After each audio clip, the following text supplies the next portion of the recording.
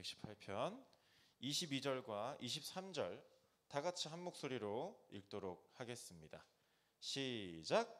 건축자가 버린 돌이 집 모퉁이의 머릿돌이 되었나니 이는 여호와께서 행하신 것이요 우리 눈에 기이한 바로다. 아멘.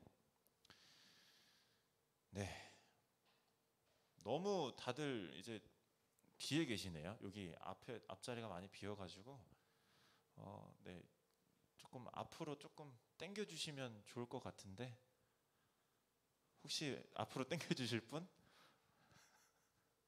맨 뒤에 계신 분들이 해당될 텐데, 네, 앞으로 조금씩만 와주세요. 네, 한 칸씩 이렇게 와주시고, 여기로도 네 와주셔도 되고, 저 맨 뒤에 계신, 제 눈을 피하고 계신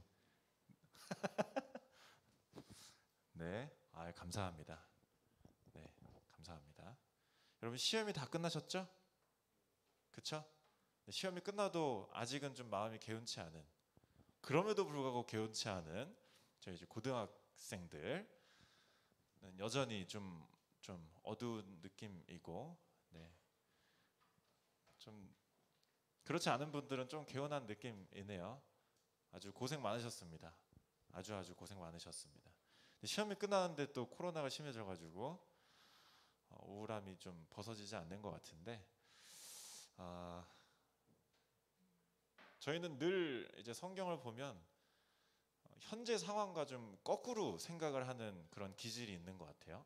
그럼에도 불구하고 뭐 이렇게 감사하자, 아니면 그럼에도 불구하고 뭐 어떻게 생각하자, 뭐 그렇게 이야기를 많이 하는 것 같아요. 오늘 말씀에서도 그러한 생각들, 그러한 말씀들이 있기 때문에 여러분들이 마음을 여시고 하나님의 말씀을 잘 들으시면 좋을 것 같습니다. 지난주 저희 부장 집사님께서 말씀을 해주셨는데, 지난주는 감사의 개념에 대해서 이야기를 했습니다. 그렇죠? 감사의 개념. 감사는 어떤 조건에 따라서 달라지는 게 아니라 하나님을 향한 우리의 뭐다? 기본 자세다라는 게 지난주 말씀이었습니다. 그러면 오늘은 감사의 내용에 대해서 좀 디테일하게 볼 거예요. 그러니까 우리가 감사의 자세를 가져야 하는 하나님, 그 하나님께서 과연 어떤 일을 하셨기에 우리는 감사해야 될까? 그러니까 하나님께서 하신 일, 예수님께서 하신 일에 대해서 오늘은 이야기를 하려고 합니다. 오늘 시편 118편 22절 한번 보겠습니다. 22절 다 같이 한번 읽어볼까요? 시작. 진모퉁이의 머릿돌이 되었나니. 여기 보면 저를 보세요. 건축자가 버린 돌이라는 표현이 나와요. 내용을 쭉 보면 뭐 돌에 대한 이야기, 건축에 대한 이야기가 쭉 나오다가 갑자기 나온 게 아니라 갑자기 툭 튀어나온 표현이에요. 이 표현은 누구를 뜻할까요? 이 건축자가 버린 돌은 그냥 돌을 얘기하는 건 아닐 거 아니에요. 누구를 뜻할까? 바로 이 시편을 쓰고 있는 본인을 뜻해요. 그러니까 나는 지금 건축자가 버린 돌 같은 상황이다 라는 거를 뜻하고 있는 겁니다. 그런데 비유를 사용하고 있죠. 비유적인 표현이잖아요. 나는 건축자가 버린 돌이다. 우리도 어떤 비유들을 사용을 합니다. 뭐 예를 들어 진짜 바빴어. 막 사람도 막, 제가 이제 종로 3가에 있는 달콤 커피에서 알바를 했었어요. 처음 열릴 때, 오픈을 했을 때 이제 알바를 한 6개월 정도인가 했는데 너무 바쁜 거예요. 점심시간에는 진짜로 막 눈코 틀 새가 없어. 그래서 그렇게 장사를 하고 나서 어떻게 좀 그 상황을 표현을 해요? 완전 전쟁이었다, 이렇게 표현을 하잖아요. 그러니까 쉽게 말해서 비유를 한다라는 거죠. 이 사람은 어떤 돌에 대한 비유를 지금 쓰고 있어요, 여기서. 그러면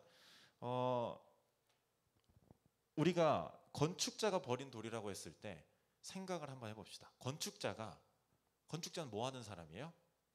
집을 짓는 사람이죠. 집을 지을 때 돌을, 이건 엄청 옛날이니까 집을 어떻게 지었겠어요? 돌을 쌓아서 뭐 그 다음에는 돌을 뭐 쌓고 시멘트를 바르고 뭐 이렇게 발전을 해갔겠죠. 하지만 처음에는 돌을 쌓아서 집을 지었을 거란 말이에요. 그럼 집을 지을 때 어떤 돌을 선택을 했을 것 같아요? 어떤 돌? 판판한 돌, 집 짓기 좋은 돌. 사진을 한번 넘겨주시겠어요, 선생님? 이런 돌, 아주 집 짓기 좋은 돌이죠. 근데 건축자가 만약에 한 번 더 이런 못생긴 돌, 이런 돌은 건축자가 어떻게 해요?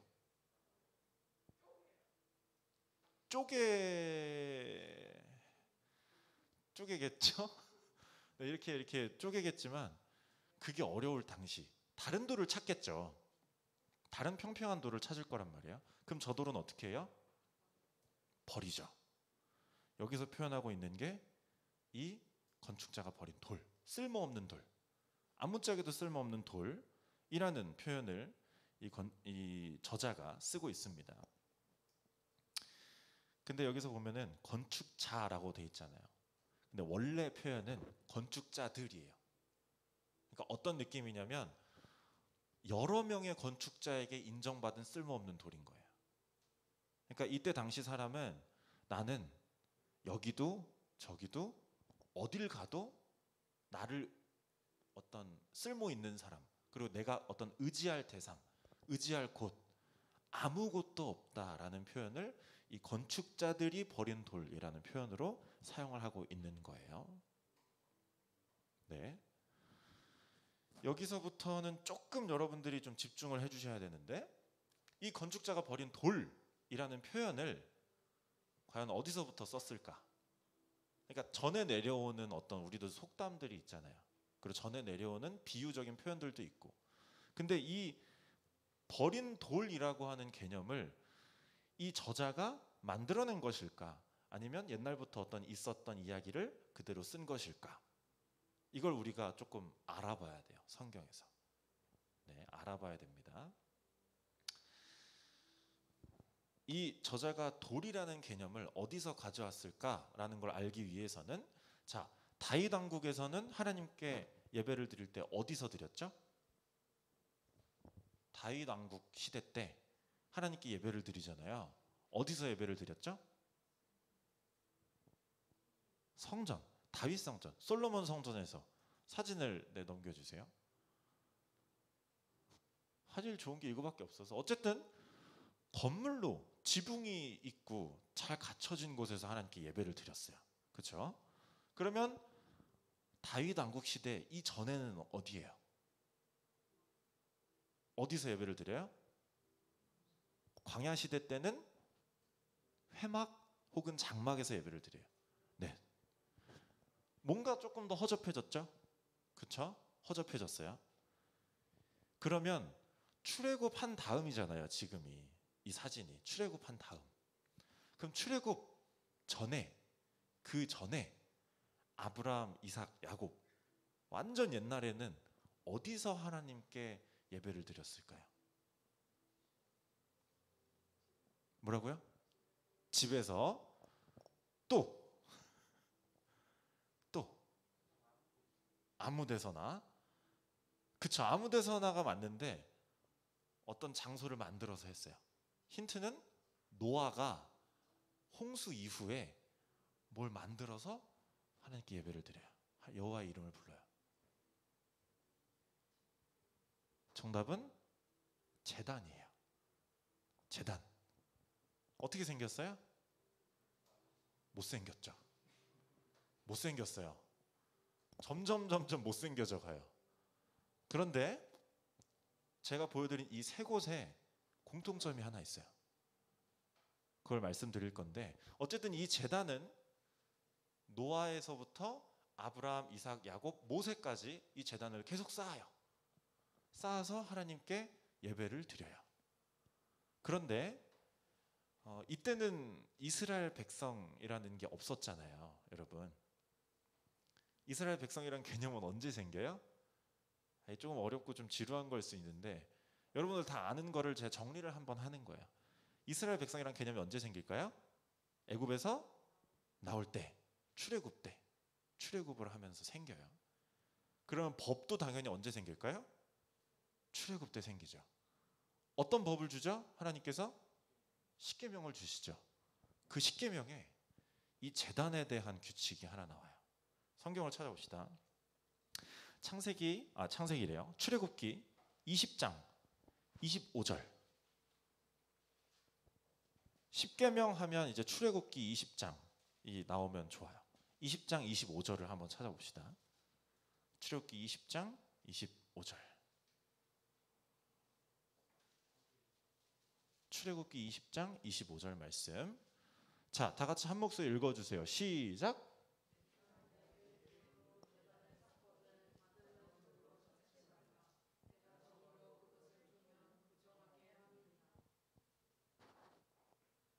제단을 쌓을 때 한 가지 조건을 말씀해 주세요. 조건이 뭐예요? 다듬은 돌로 쌓지 말아라. 그래서 저렇게 못생긴 거예요. 그러니까 저기 좀 다듬은 것 같이 생긴 돌도 있지만 저거는 잘 구한 걸 거예요. 그래서 제단이 반듯하고 예쁘게 생기지 않았어요. 지금 우리가 교회에 와서 드리는 것 중에서 뭐가 제일 중요하죠? 예배가 제일 중요하잖아요. 그럼 옛날에는 저 제단에서 어떤 걸 불태우면서 하나님께 예배를 드렸단 말이에요. 그럼 저 제단이 중요해요? 안 중요해요? 엄청 중요하죠. 회막, 성전에서 가장 제사장들이 많은 집중을 하고 힘을 쓰고 하는 곳이 저 제단이에요. 엄청 중요해. 근데 왜 저렇게 못생겼을까? 왜 다듬지 않은 돌로 저 제단을 쌓으라고 하셨을까 하는 궁금증이 생기겠죠? 궁금하잖아요. 안 궁금합니까? 네, 그럴 수 있어요. 그렇지만 우리가 알아야 되겠죠. 네. 어쨌든 다듬은 돌로 쌓지 말아라. 다듬지 않은 돌로 쌓아라 라고 말씀하신 그 이유. 왜 다듬은 돌로 쌓으면 안 될까요? 왜? 뭐라고요? 다듬어진 돌 찾기 힘들어서. 뭐 그건 아주 좋은 배려가 들어가 있는 이유일 수도 있지만, 이유는 뭐냐면 여러분들 만약에 돌을 하나씩 여러분한테 드리고 다듬으라고 이야기를 하면 어떻게 다듬게 될 것 같아요? 다 똑같이 다듬을까요? 모양이 다 달라게 되겠죠. 그러니까 다듬는 사람에 따라서 제단 모양은 바뀌어요. 그렇죠? 바뀌겠죠? 이게 시간이 지속되다 보면은 제단의 모양이 어떻게 될까요? 막 여러 가지로 변형이 될 거 아니에요. 근데 그 변형되는 모양에는 나의 생각이 들어가겠죠. 내가 이렇게 깎아야겠다라는 나의 생각. 나의 생각이 이 제단에 들어가는 순간 제단의 모양도 바뀌고 예배의 모양도 바뀌는 거예요. 그렇기 때문에 십계명에서 어떠한 형상도 만들지 말라고 이야기를 하신 거예요. 작은 것 같지만 후대로 쭉 생각해 볼수록 이 제단에 다듬은 돌, 다듬어라라고 명령을 하셨을 경우에는 누가 더 화려하게 제단을 만들까라고 하는 것들로 경쟁을 할 거란 말이에요. 이걸 미리 방지하신 거예요. 그러니까 사람의 신념이 들어가기 때문에 저 제단은 다듬지 않은 돌로 쌓아야 내가 받는다라고 하나님이 말씀을 하신 겁니다. 이러한 배경 지식을 이 저자는 알고 있었어요. 알고 있었어요. 지금 여러분들이 들은 것처럼 알고 있었어요. 그래서 다듬지 않은 돌이라는 표현을 이 시편의 저자가 사용을 하고 있는 거죠. 그런데 건축자가 버린 돌이라는 표현 뒤에 완성을 시켜보면 건축자가 버린 돌이 집 뭐가 됐어요? 모퉁이의 머릿돌이 됐어요. 모퉁이의 머릿돌이 뭔지 아는 사람?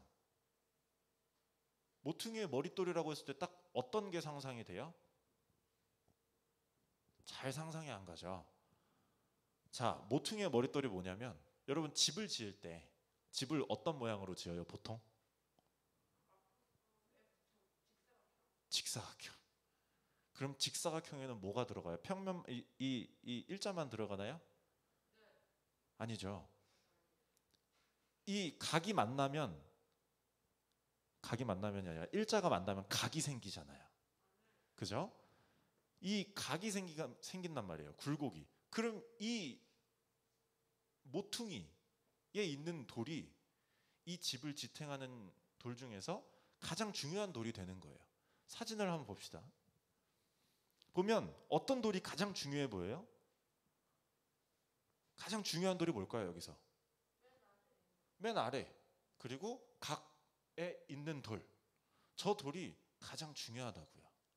집을 지을 때 일자부터 쌓는 사람도 있지만 이 모서리부터 집을 짓기 시작한다라는 거예요. 다른 돌은 빼도 안 무너질 가능성이 많지만 저 모퉁이 맨 밑에 있는 돌은 빼면 무너져요. 가장 중요한 돌이라는 거예요. 하나 더 사진을 봅시다. 누가 봐도 모퉁이에 있는 돌이 제일 중요해 보이죠?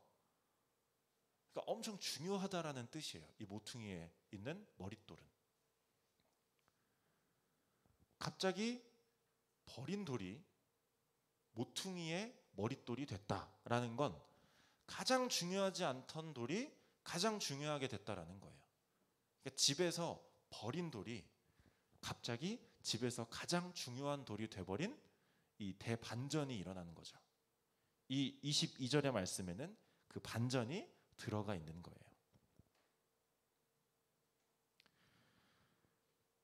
사실 신약 성경을 보면 이 건축자가 버린 돌이 모퉁이의 머릿돌이 됐다라는 표현은 시편에서 썼지만 신약에서 인용을 해서 써요. 그래서 누구를 뜻하게 될까요? 바로 가장 중요하신 예수님을 뜻하는 표현이 돼요. 사도행전 4장 7절에 보면 제가 읽어드릴게요. 이 예수는 너희 건축자들이 버린 돌로서 집 모퉁이의 머릿돌이 되었느니라 라고 신약에도 써져 있어요. 그러니까 똑같은 표현으로 써져 있다는 거죠. 어서 오시고요. 어쨌든 이 시편에서 쓴 건축자가 버린 돌이 모퉁이의 머릿돌이 된 이 표현은 예수님을 뜻한다라는 거예요. 그러면 방금 말씀드렸던 것처럼 예수님이 가장 중요하지 않던 사람에서 가장 중요한 사람이 됐냐? 그렇게 됐나요? 그쵸. 그렇게 됐죠. 예수님께서 살아 계셨을 당시에 대제사장과 바리새인들에게는 예수님은 어떤 존재였어요? 별로 안 좋아하는 사회에서, 그때는 사회 지도층이었어요. 이 대제사장들, 바리새인들이 사회 지도층이었단 말이에요.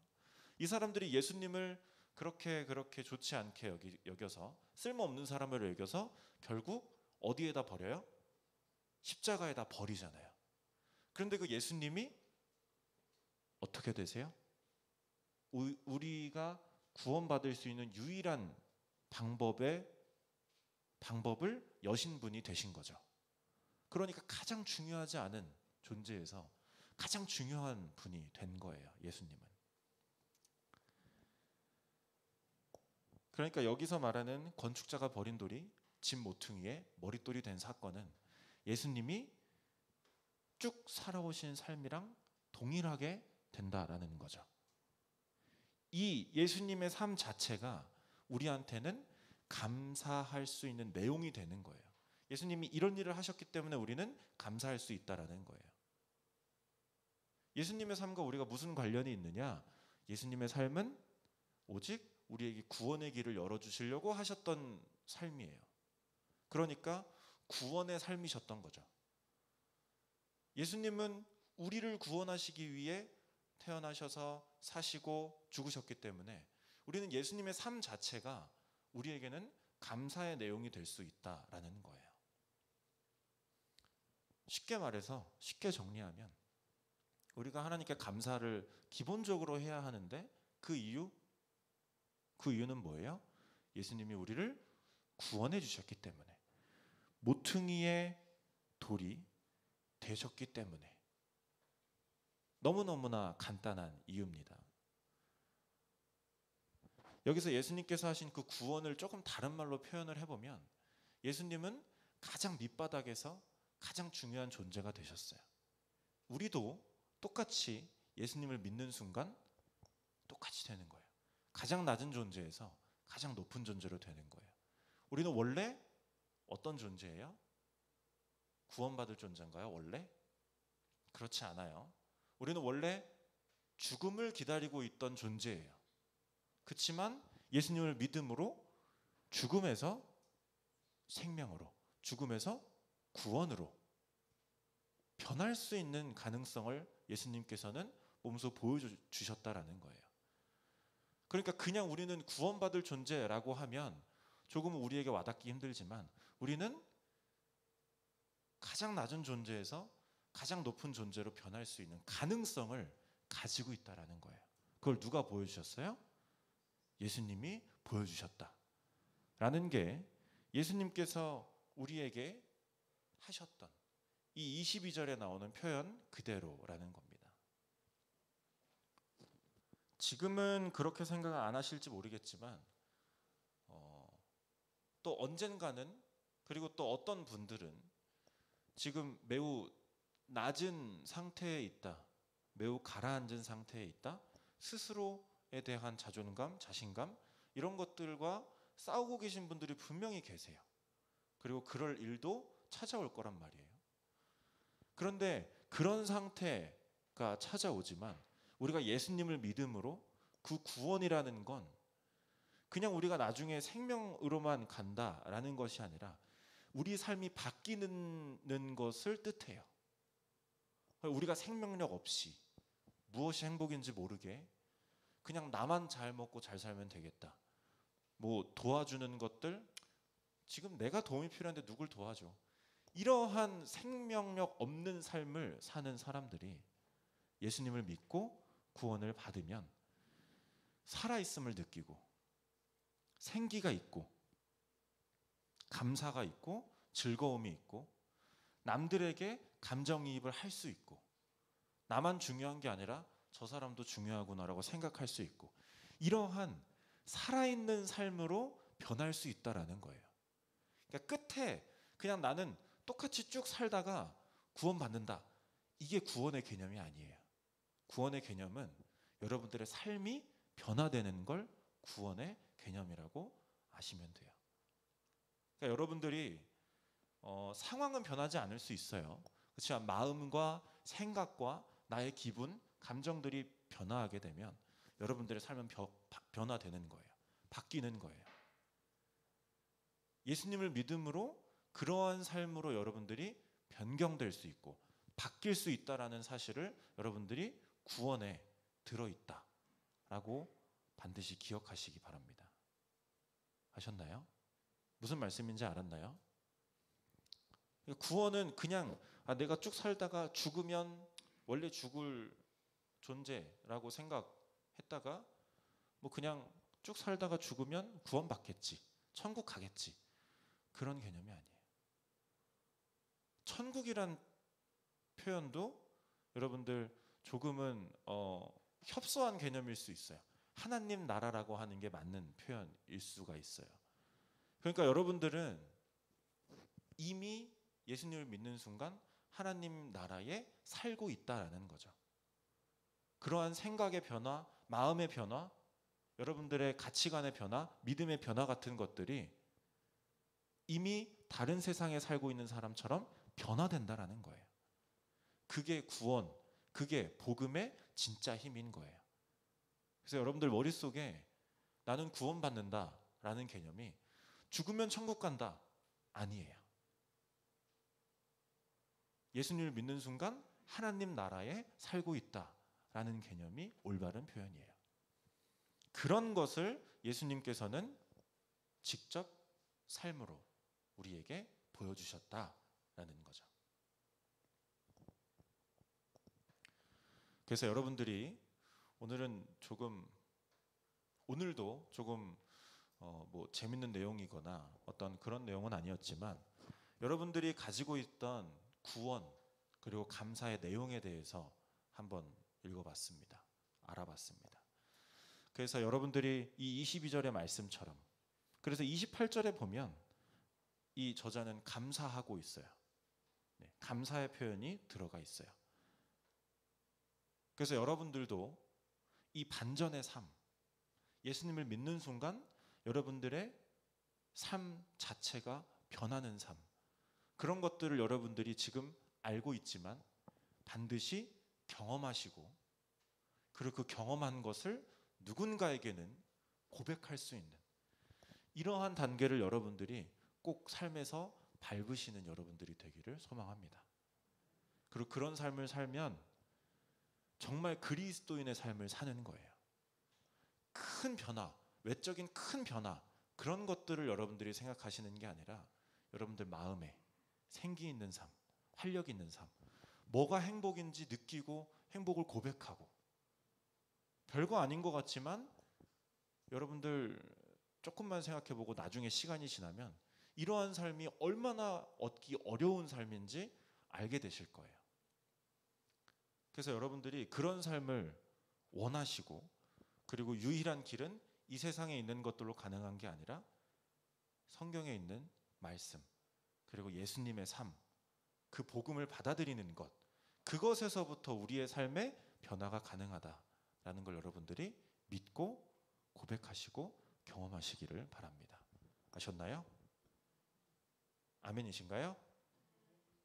좋습니다. 기도하겠습니다. 하나님 아버지, 예수님께서 반전이 있는 삶, 가장 쓸모없는 것에서 가장 중요하신 삶이 되신 그 예수님의 삶을 우리가 본받습니다. 그래서 지금 이렇게 살고 있는 우리가 이러한 마음으로 나를 생각하는 우리가 오직 하나님을 믿으며 그것을 통하여서 새로워지는 삶, 다시 한번 나의 삶을 행복한 삶이구나, 살아있다라는 느낌을 받을 수 있는, 고백할 수 있는 삶, 복음으로 인해 그러한 삶이 가능해지는 삶을 우리 모두가 살아내기를 원합니다. 그리하여서 그 누군가에게 나의 삶을 고백할 수 있도록 하시고 고백함을 통하여서 그 사람의 삶까지도 예수를 아는 삶으로 변화될 수 있도록 하여 주시옵소서. 하나님께서 함께 해주셔서 그 모든 것들이 가능해질 줄 믿으며 예수님 이름으로 기도드렸습니다.